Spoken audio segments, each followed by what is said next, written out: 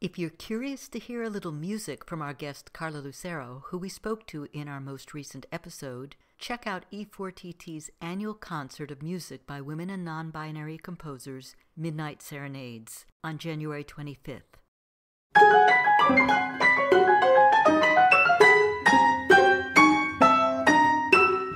Welcome to For Good Measure, an interview series celebrating diverse composers and other creative artists, sponsored by a grant from the California Arts Council. I'm Nanette McGuinness, Artistic Executive Director of Ensemble for these times. In this week's episode, we continue our Da Capo Conversations, a mini-series where we'll be giving familiar segments a topical twist. Today, we revisit Monica Chu's and Erika Oba's perspectives on their compositional process. Here's what Monica Chu had to say. That is something I'm trying so hard to figure out. And the only thing that I've found to work reliably is having a date, a venue, and an ensemble. Mm-hmm.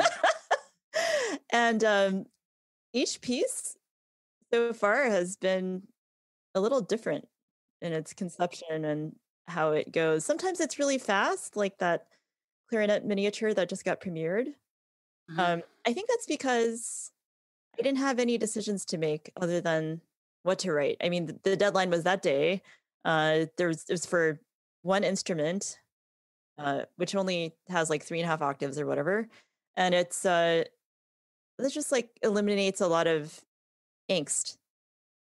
Mm-hmm. But if it's something like, oh, let's say that I want to write a chamber piece for next spring, it just opens this whole can of worms in my head of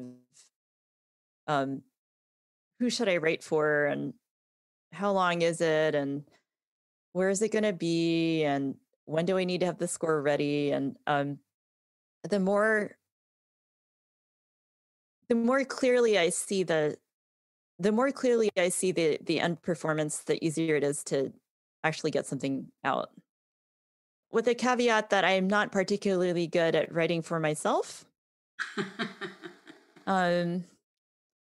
I actually haven't written very much piano music. My first piano piece was actually, I played it in June, and I wrote it like the week before and finished the score the day before. So it was not a great experience stress-wise. I'm actually pretty good at writing for people who have limited rehearsal time. We'll see. So, yeah. Here's what Erika Oba had to say. It really depends on who I'm writing for and what context. But I would say that I found the most fruitful kind of like method or steps is when I start by improvising. If I start at the piano and like just record myself improvising different things, that's generally like the strongest way that I've found. I've tried other things too, but I'm finding that that's generally the strongest starting point for me. For some projects, if I'm not collaborating with someone else and given like, well, this is what the piece is about, I found that like thinking conceptually and thematically is helpful to me as well. So if I'm writing like a chamber music piece for like a group that I'm not in, for example, if I'm not performing in that ensemble, sometimes that takes a little bit more mining to think through like, well, where am I going with this? But once I have that seed of an idea, kind of improvising around whatever that concept is, and then recording myself and then going back and listening and seeing if I like it, and then maybe transcribing a snippet and then working from there is, I think, a useful way to approach things for me personally.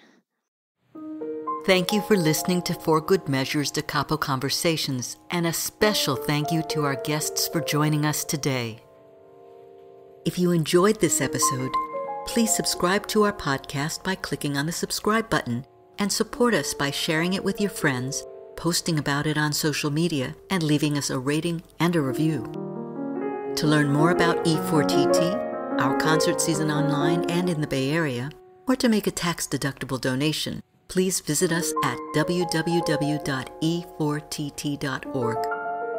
This podcast is made possible in part by a grant from the California Arts Council and generous donors like you. For Good Measure is produced by Nanette McGuinness and Ensemble for These Times and designed by Brennan Stokes, with special thanks to co-producer and audio engineer Stephanie M. Neumann. Remember to keep supporting equity in the arts and tune in next week for Good Measure.